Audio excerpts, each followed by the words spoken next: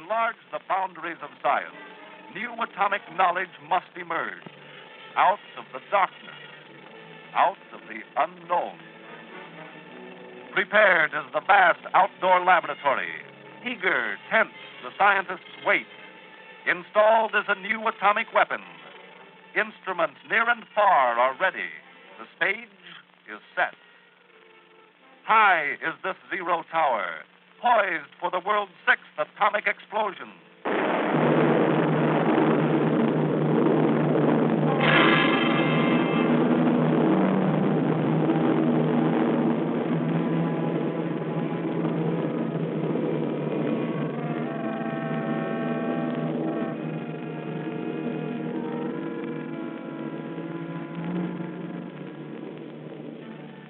What had been a pillar of fire in the darkness is now a pillar of cloud by day, symbol of Operation Sandstone.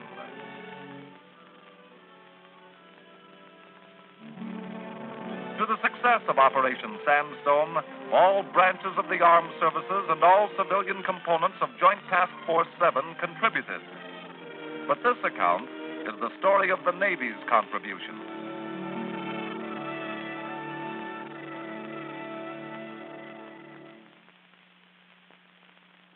At the beginning, its low-lying islands strung like beads on a necklace. Eniwetok is like many other atolls of the Marshall Islands. Surf-washed coral reefs, studded with the regular pattern of coconut groves laid out long ago. Down come the stately palm trees. Cleared away is the tangled thicket of tropical growth. Out of this isolated wilderness, the Army engineers are gouging a permanent proving ground for the Atomic Energy Commission. This early phase and later phases required great quantities of supplies. Who delivered them? The Navy. How much? Better than 57,000 measurement tons. At Port Hueneme and at many other ports of the naval establishment, the preparation resembles loading of an invasion fleet. And the details are as fully masked behind a curtain of security as if there were to be a military invasion. At this juncture, Operation Sandstone is top secret.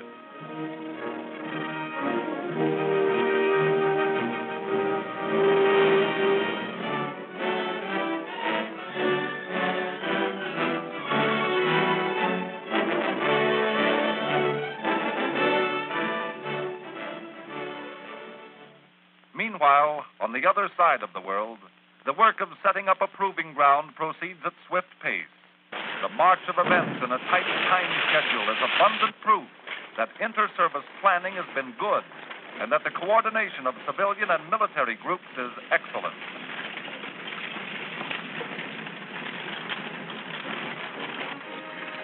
Helping to preserve this coordination is a flotilla of Navy and engineers' small craft, performing essential, though not spectacular, tasks. Need of an abundance of small boats, a virtual water taxi system for supplies, equipment, and personnel has been recognized from the experience of earlier atomic tests, Operation Crossroads. Mother of this busy brood of small craft is the Comstock, a landing ship dock which serves as the headquarters of the boat pool and is a self-contained, flexible repair facility.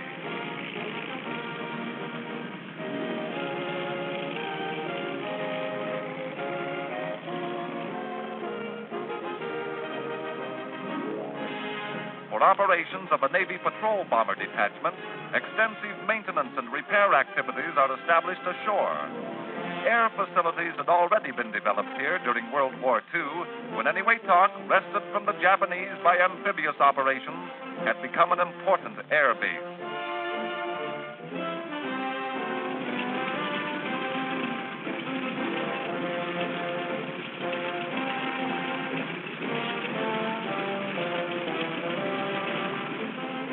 Anchored a short distance offshore is the tender Gardiner's Bay, serving as a seadrome for far-ranging seaplanes assigned to many security missions.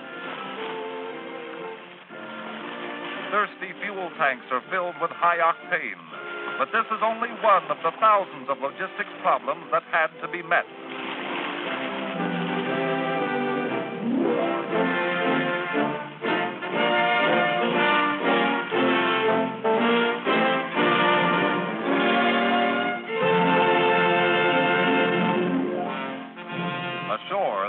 of the work increases.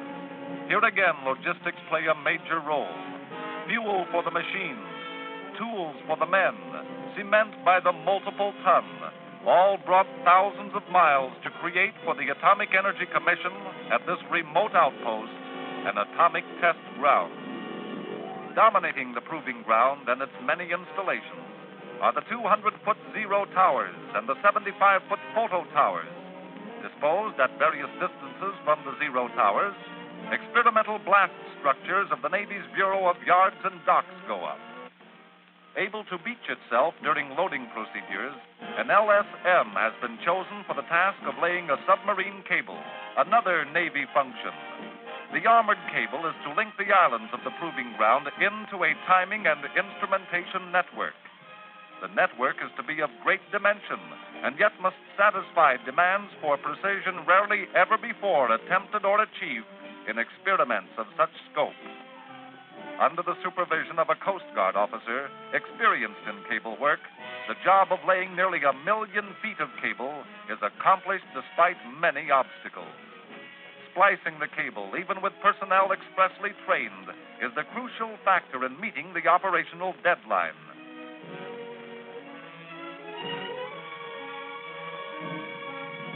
Many hands make light work, although the cable weighs almost a ton per 1,000 feet.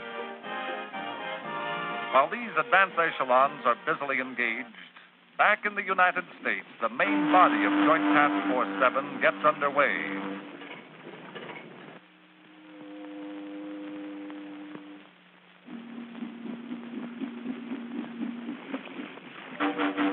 Departure of the task force signifies that after 6 months of preparation, the critical phase of the operation at last is at hand. Stowed in the holds are thousands of delicate instruments and great new quantities of supplies.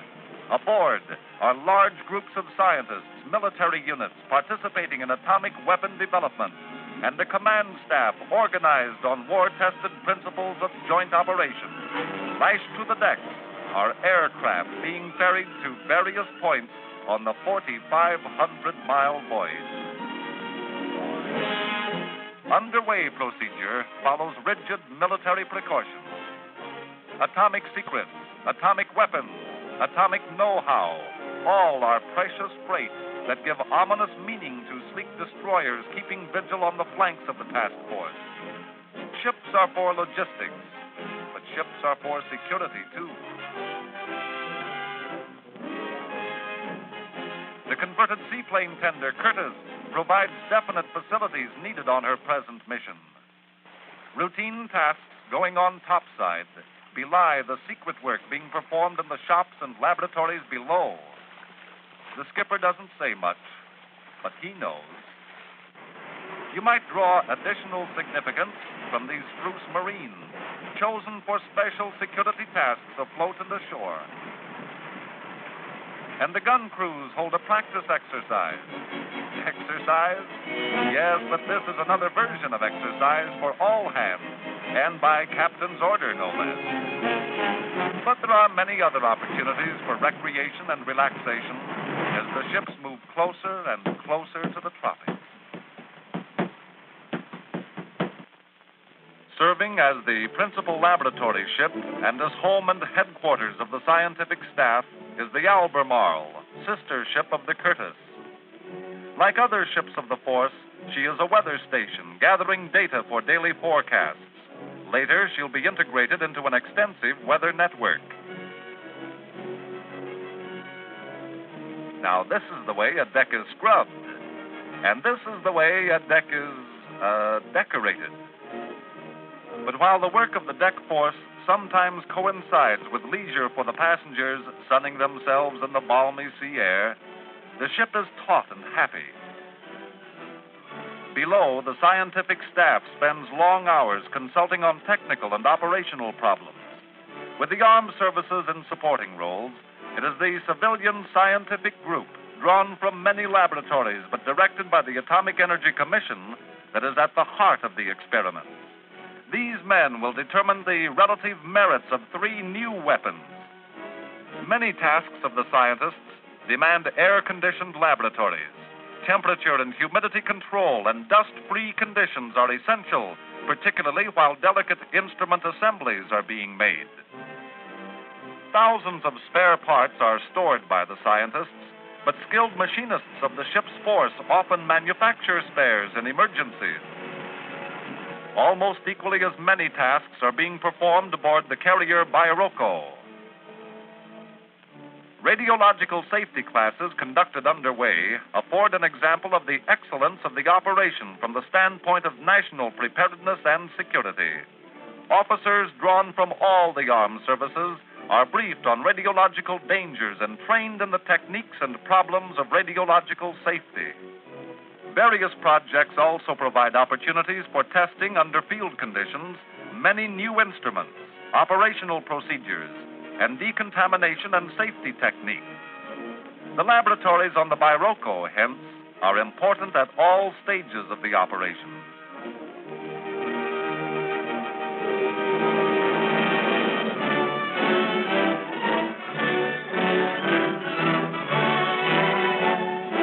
Meanwhile, aboard the flagship Mount McKinley, the task force commander, General Hull, has the fount of Crossroads experience in his deputies, Rear Admiral Parsons, the Navy's Director of Atomic Defense, and Major General Kepner, the Commander of Air Forces, both Admiral Blandy's deputies in Operation Crossroads. As a command ship, the McKinley has earned her title, the Mighty Mac. She again proves her ability to tackle a difficult job and get it done. No, not one job, but hundreds of different jobs. She is the command post, the information center, the weather central, the Naval Task Group headquarters, and the station of the air commander. In and out of her communications rooms flow thousands of messages coordinating the task force. Because of the nature of the operation, encrypted traffic is heavy. But busy as are her communications channels, there is stress on all measures of security, too, and radar operators alert at their posts bespeak caution and preparedness.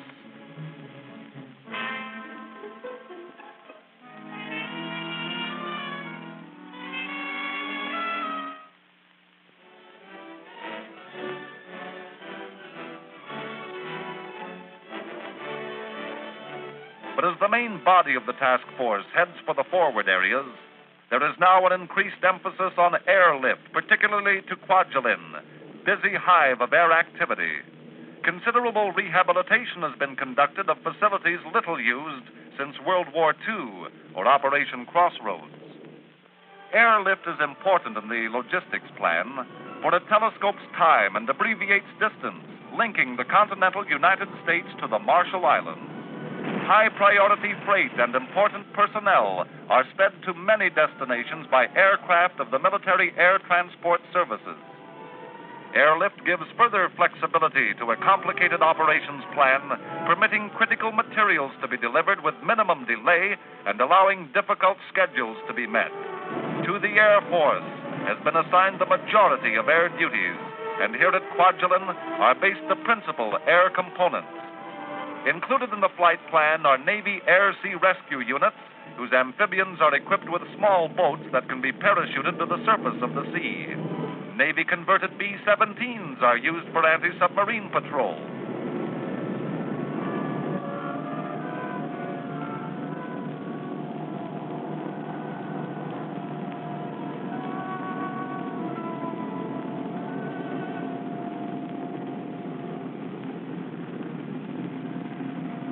"356 miles away, the airstrips at Eniwetok Island are being prepared for drone aircraft operations, also conducted by the Air Force. Drone barriers are erected and searchlights installed.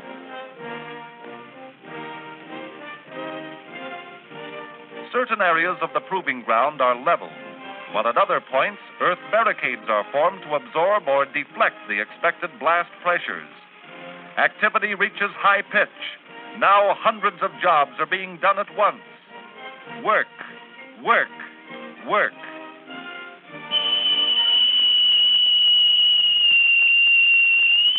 Eniwetok, ho!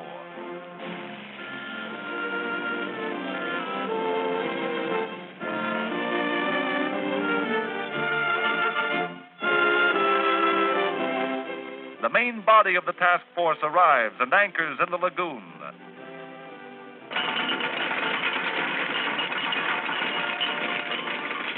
The ships are anchored within easy sight of the Zero towers. At last, it is evident what a major part the Navy plays. Why nearly 3/5 of the task force of 10,000 are drawn from Navy ranks. To supply and house, feed and guard an operation of this sort requires various elements of sea power: tankers, destroyers and destroyer escorts, transports, tenders, amphibious craft, repair ships, refrigerator and provision ships, and a host of specialized craft. In this tropical lagoon, a virtual community afloat, the ships compose a versatile and powerful force, capable of many tasks, doing all the tasks assigned, doing them well. Passengers delivered 2,700. Food delivered nearly 2,000 tons. Drinking water manufactured for units not self-sustaining, 22 million gallons. Diesel fuel delivered, better than 1.5 million gallons. Motor gasoline delivered, more than 500,000 gallons. Aviation gasoline delivered, more than 600,000 gallons. Black fuel delivered, nearly 6 1/3 million gallons.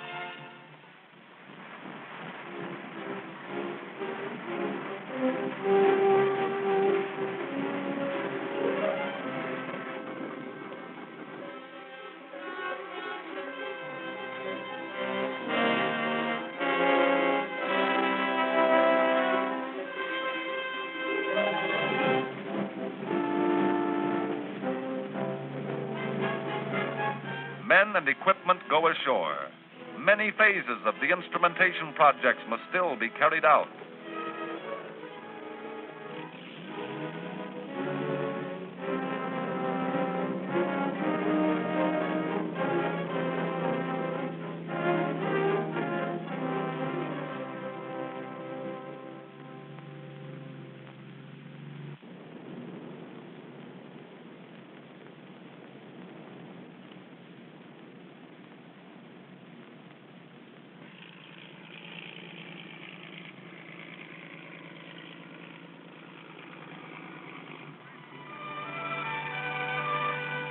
As the scientific groups reach their outdoor laboratory, they find that each Zero island is being transformed into a virtual tabletop for the experiments.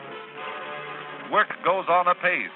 Rigors of the tropical climate make each new project a challenge, each day's work a trial, and each completed task a triumph.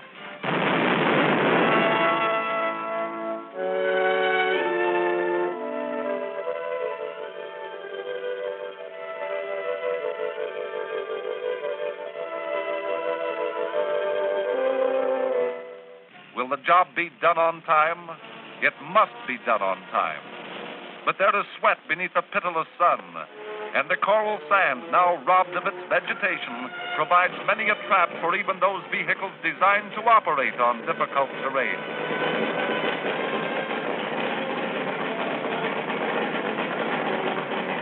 Difficulty enough? No, sir. Where the loose soil has not been stabilized, wind pelts the workers with a hurricane of sand, making windscreens a necessity for many projects. In a dual experiment by Los Alamos scientists to detect the presence of neutrons at various distances from the Zero tower, cables are set out. One cable, to which flotation planks have been attached for the sake of buoyancy, is hauled out to the lagoon. These balsa rafts, lowered from the Albemarle, serve as platforms for sample containers that are to be moored to the cable like a string of tiny islands. Also oriented from the foot of the Zero tower, a second cable experiment is set up with sample containers mounted on tripods and variously shielded. Like a gigantic clothesline, the cables with neutron-detecting samples attached will be reeled in after the detonation. Thousands of man-hours are consumed by jobs that are sheer physical labor. Soil stabilization is necessary to minimize dust and to solidify earth mounds that will absorb or deflect blast. coaxial cables, and the hundreds of instruments must be dust-free if they're to render the precise results demanded by the operation. To avoid dust, many instruments are installed a minimum interval before abandonment of the zero island. Since data must be precise, each wall of these blockhouses gets an identifying number. This structure is a reference too. Tower cameras aimed at the fireball stage of the explosion will include it as a known measurement. Important to the architects of an atomic age is the study of blast effects and blast deflection in relation to various surfaces, angles, and structural techniques. These strange objects, preformed in the United States and shipped to Eniwetok for installation by the Army engineers, comprise a test conducted by the Navy's Bureau of Yards and Docks.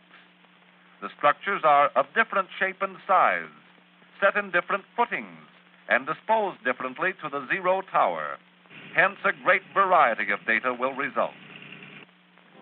To make certain that atomic secrets are safeguarded is the job of the Security Force, a combined civilian military group who have charge of segregated areas and who make certain that access to these areas is granted only to authorized personnel. Many jobs remain to be done in the short interval remaining. As preparation for future tests, animal chambers of the Navy's Bureau of Medicine and Surgery are being given a limited trial ashore and in the lagoon. Thermal plaques of the Bureau of Ships contain colored and glossed material, plastics, and fabrics. Gamma stations have collimating tubes correctly aimed to channel radiation from the fireball and the rising cloud, to which ionization chambers within the shelter must be aligned. This is another experiment of the Atomic Energy Commission that requires precision and infinite care. Access ports of the gamma stations are shielded with cans of boric acid to absorb stray neutrons. Military personnel whose tasks for the present are completed are being evacuated to a safe distance at sea.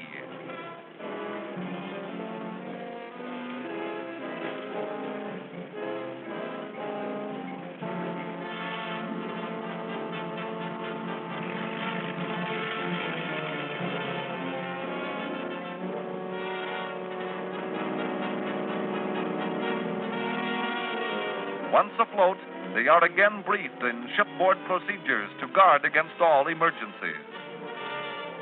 Security measures are even more painstaking as events go ahead with slow crescendo. Radio facsimile brings weather information that is added to the great flow of communications traffic aboard the Mount McKinley. Only with such a flow of information can General Hull and his staff coordinate the great undertaking. Disposition of the Navy units is reported by Rear Admiral Dennebrink, the Naval Task Group Commander, while Major General Kepner gives the air status. With the staff so readily assembled for discussion of interrelated problems, flexibility is imparted to a complex operations plan. Weather information is vital, for weather is the crux of the time schedule.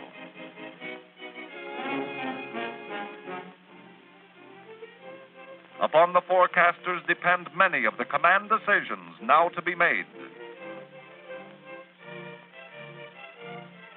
Long-range weather planes rove great areas of the Pacific to study wind structures, cloud formations, and temperatures. Weather information has high priority as communications traffic, but knowing the burdens that would be placed on communications, particularly on radio teletype and radio telephone circuits, engineers of the armed services have planned their networks well. Units afloat and ashore are bound together by networks that demonstrate daily an ingenious efficiency.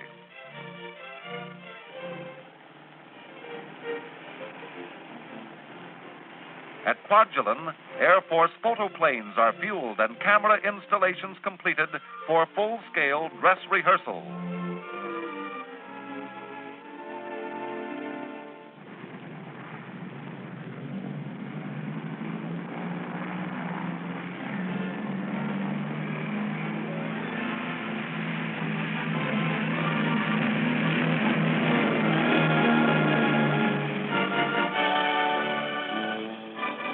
rehearsal has imparted to the photo teams the precision needed for difficult photographic assignments.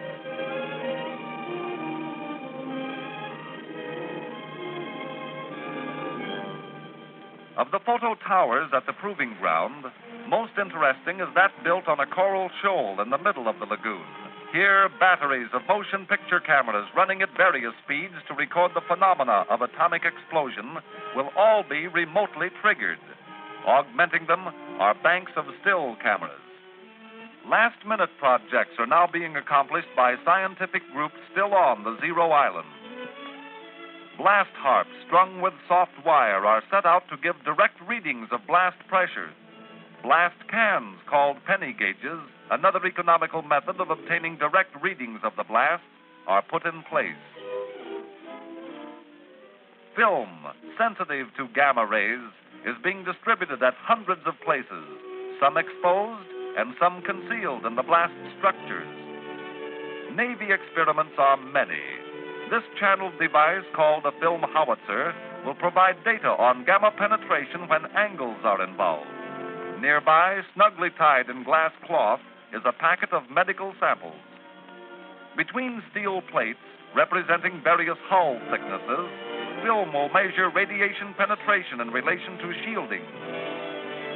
The Bureau of Ships also wants to study thermal effects and determine decontamination procedures in relation to these racks of paints, varnishes, enamels, woods, and plastics, all to be exposed to atomic explosions. As a guide in the design of modern ships, the Bureau of Ships needs an abundance of information, and the Bureau of Medicine and Surgery, searching for a simple, inexpensive, but accurate index of exposure to gamma radiation, is testing these crystals that will change color according to the amount of irradiation.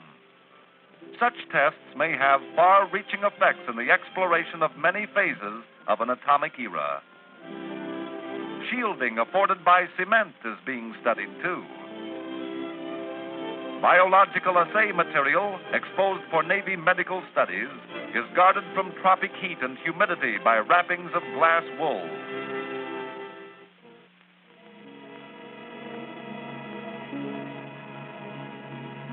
Inside the timing station, the last brick is fitted into the massive lead coffin that shields the delicate recording cameras from unwanted radiation. Elsewhere on the Zero Island, structures are sealed.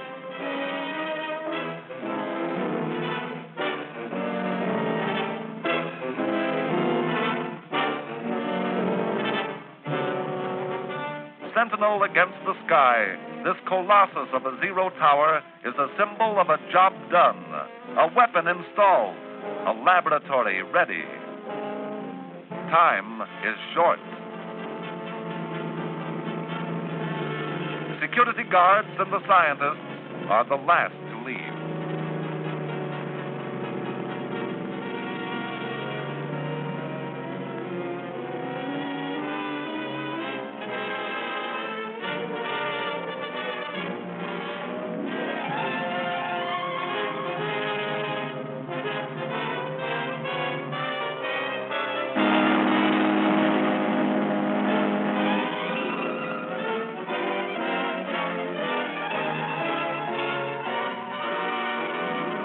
The major ships now stand away from the Zero Island, although still within the lagoon.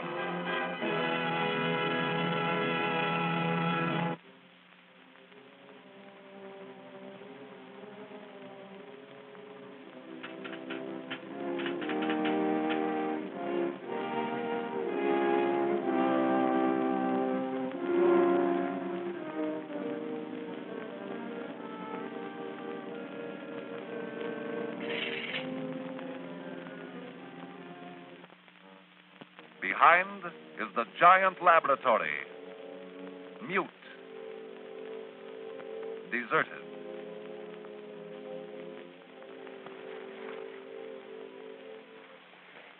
The detonation party races from Zero Island to Zero Island to close and lock the switches that knit the Zero Tower to the distant control panel.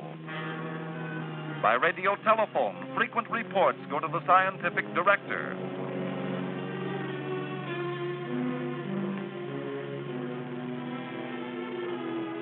Nightfall brings a new assortment of tasks, each one important.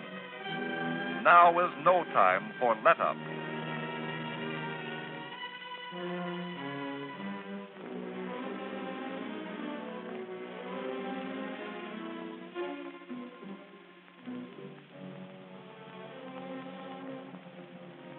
The never-sleeping eyes of radar reach out, lest there be intruders into the deserted, restricted areas. Communications has a heavy responsibility. The entire task force has been stirred to intense activity. At any we talk, in eerie darkness, the Air Force drones take off with a perfection born of diligence and skill. They must plunge into the radioactive cloud on sampling missions.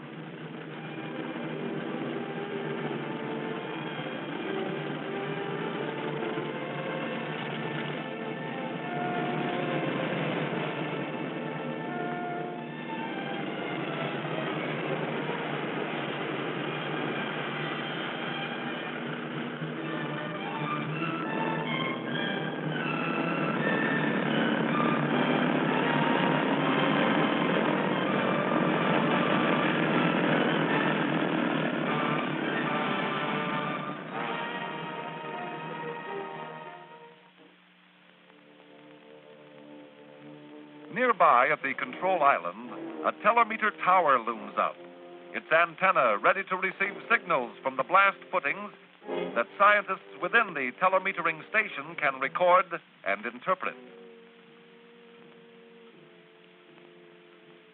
The detonation party arrives and mounts to the control station, ready for X-ray day and the world's 6th atomic explosion. What secrets will be plucked from the darkness and the unknown? At what new frontiers does man stand? Stand by for final time signal. Stand by for final time signal. At the sound of the gong, it will be minus 20 seconds. Stand by. At the sound of the gong, it will be minus 10 seconds. Minus 10 seconds.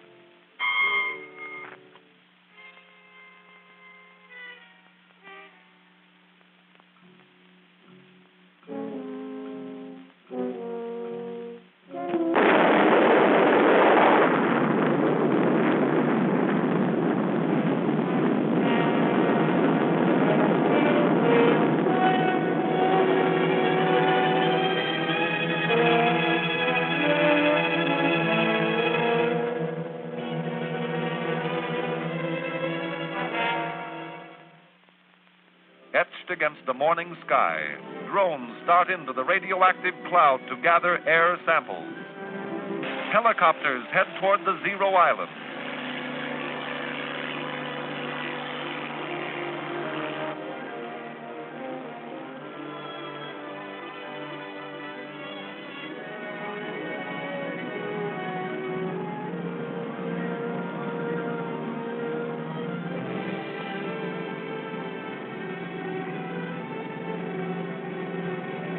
And the drones come home, their spectacular jobs done.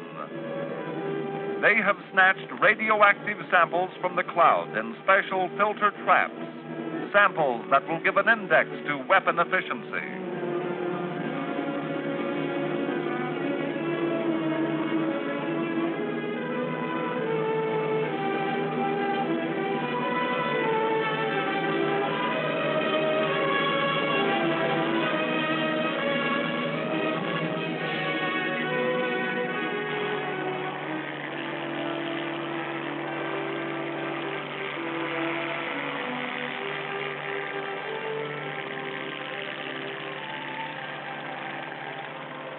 Each person returning from exposure to radioactive areas, whether that exposure was in the sky or on the ground, must be carefully monitored.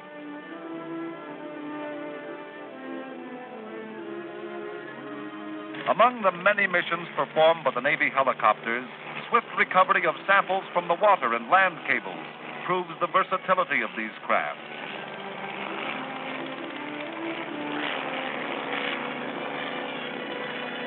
The samples are dropped to neutron measurement crews on the deck of the Albemarle and rushed to the ship's laboratories for counting procedures.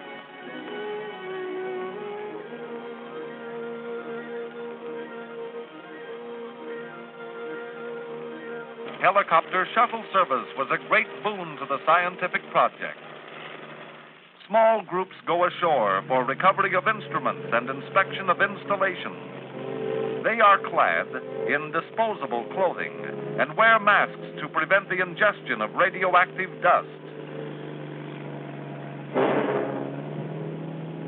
Monitors guide them, restrict their movements, and limit their stay. The timing station has weathered the fury of atomic blast and has withstood the terrific ground shock. Vital records of the experiments are safe within.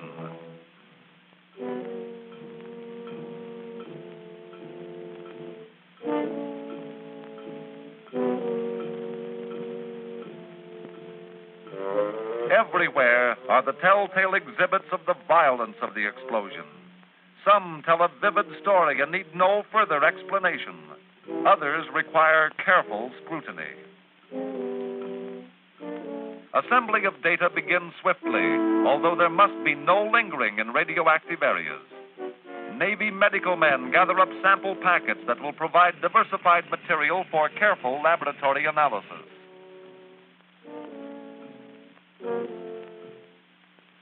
As data is computed aboard the Albemarle, even a simple beer can renders an account of its adventure on the Zero Island. Weight of water in the crumpled can will give the scientist a direct reading of blast pressures from pre-computed tables. Other data has been recorded on negatives, which may be examined like this one. As busy as the scientists have been before, they still lose no time now in analyzing the results and compiling figures needed by the test director and the Atomic Energy Commission. But the proof testing of 2 additional new weapons remains. Stand by for Yoke Day.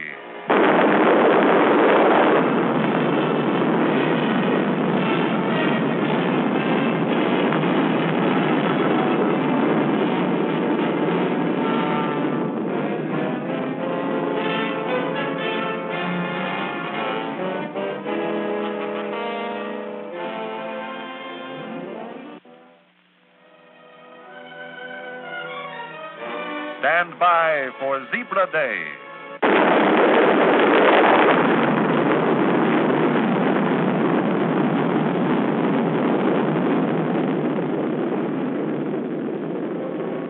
To the men of the task force, might unleashed by new atomic weapons is great indeed.